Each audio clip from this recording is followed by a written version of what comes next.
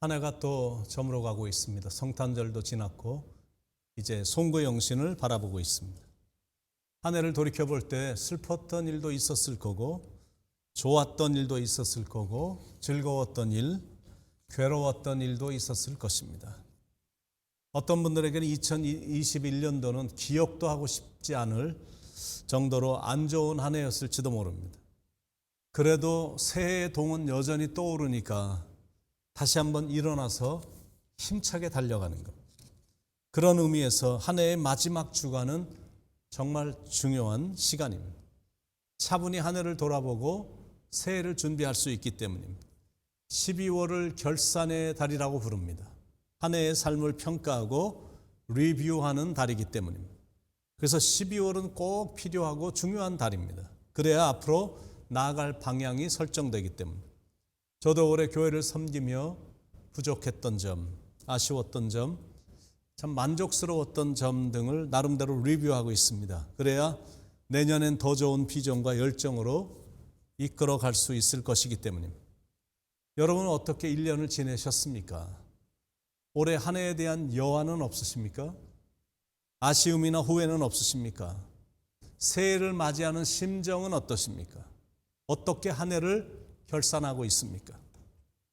그런데 한 해를 결산할 때 중요한 질문이 나옵니다. 누구의 관점에서 내 인생을 평가하냐 그겁니다.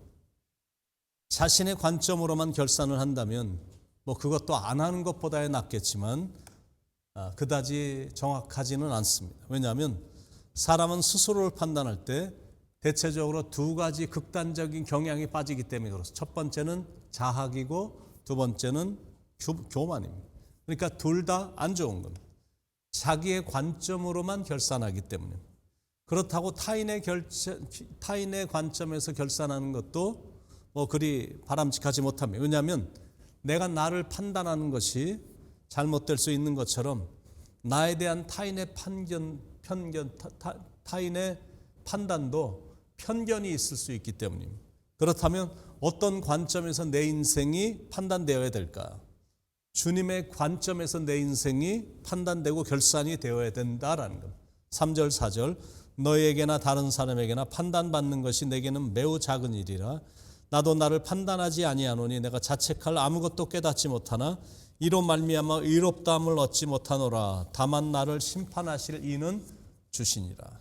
그러니까 나를 정확하게 판단하실 분은 주님밖에 없다라는 거예요. 왜 그분의 판단이 가장 정확하냐면 그분이 나를 창조하셨기 때문에, 나를 지으셨기 때문에 나를 가장 잘 하시는 거고, 나를 직접 만드신 분이시기 때문에 내 인생을 계획하시고 섭리하시는 거고, 나의 창조주이시기 때문에 내 삶의 주인이 되어 주시는 거예요. 그래서 주님이 나를 가장 완벽하게, 정확하게, 가장 공정하게 판단을 하신다는 거예요. 자, 질문입니다. 주님은 어떻게 우리의 인생을 판단하실까? 주님은 우리의 한 해를 어떻게 보실까? 주님은 무엇으로 우리의 인생을 결산하실까? 첫 번째, 신앙의 순수함으로 판단하신다는 것.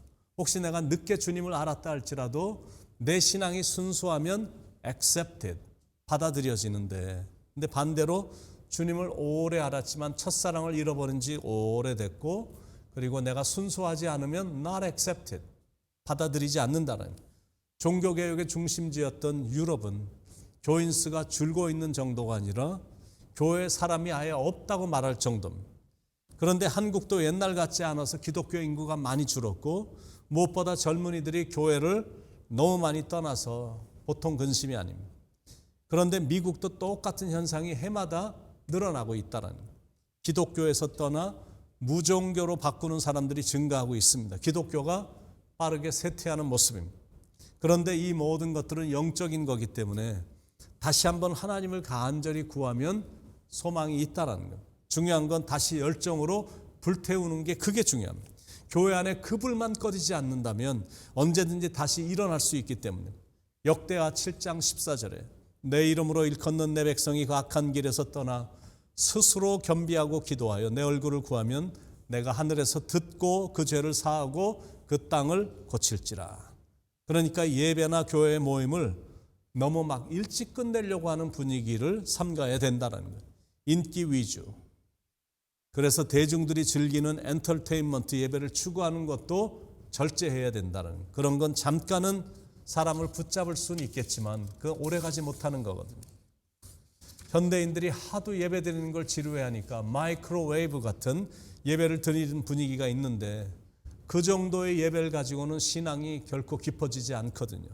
아무리 세월이 흐르고 시대가 바뀌었어도 신앙의 순수한 만큼은 변함이 없어야 된다는 것.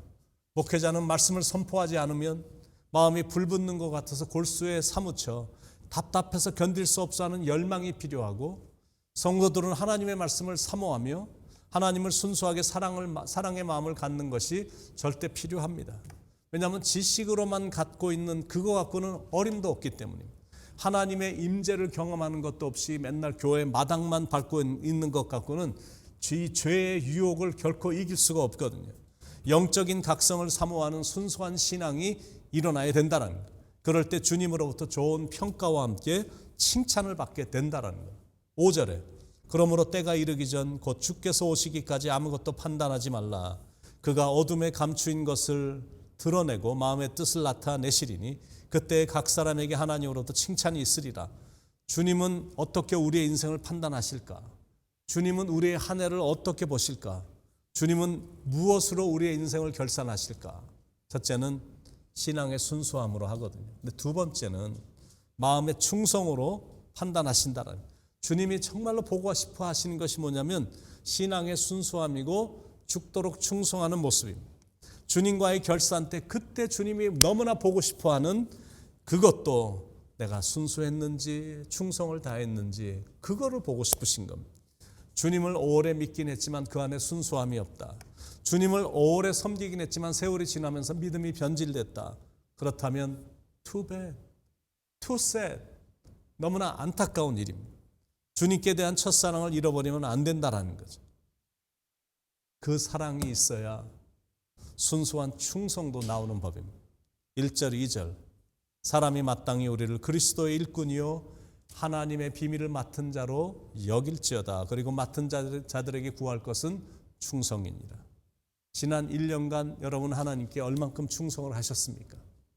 충성이란 뜻은 성실하다 그런 뜻입니다. 한문의 뜻을 보면 충은 마음을 다 바친다라는 뜻이고 성은 말씀을 이루어 드린다 그런 뜻입니다. 그러니까 충성의 반대는 실성인 겁니다. 말씀을 이루어 드리는데 실패한 삶인 겁니다.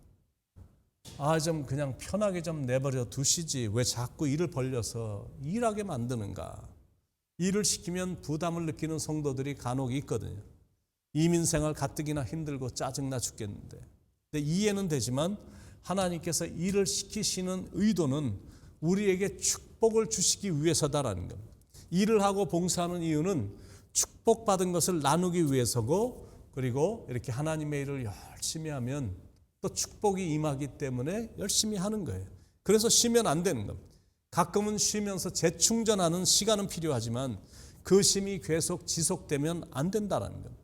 편한 것만 추구하면 영이란 거는 서서히 죽거든요. 그래서 죽도록 충성하는 마음으로 달려가야 된다는 거죠. 맡은 자들에게 구할 것은 충성이니라. 이 두 가지 순수함과 충성만 주님께 보이면 다른 건 볼 것도 없이 주님은 우리를 기뻐하시며 칭찬하실 겁니다. 우리의 삶에 이런 성실함의 요소가 있는가? 여러분의 삶에 이런 충성심이 있는가? 금년 한 해도 주님께서는 저와 여러분에게 많은 걸 맡겨주셨거든요. 그 중에 가장 공평하게 맡겨주신 게 시간입니다.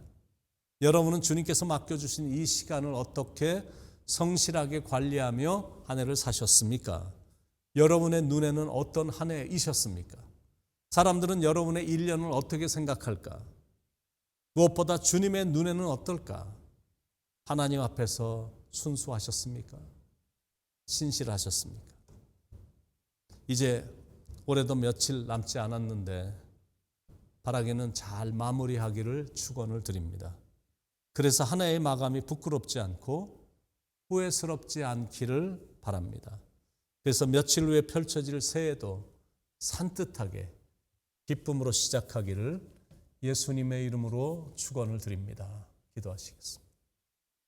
하나님 앞에 늘 순수하게 하시고 예수님이 그렇게 순수했고 겸손하셨던 것처럼 우리도 늘 겸손하게 하시고 예수님이 하나님의 말씀 앞에 하나님의 일에 충성을 다하신 것처럼 우리도 충성을 다하되 죽기까지 충성을 다하는, 그래서 언젠가 생명의 면류관을 다 받아 쓰는 축복이 우리 모두에게 있기를 기도합니다. 오늘도 한 해의 마감을 잘하는 날이 되게 하시고 한 해의 결산을 은혜롭게 잘하는 중요한 날이 될 수 있도록 축복해 주시옵소서.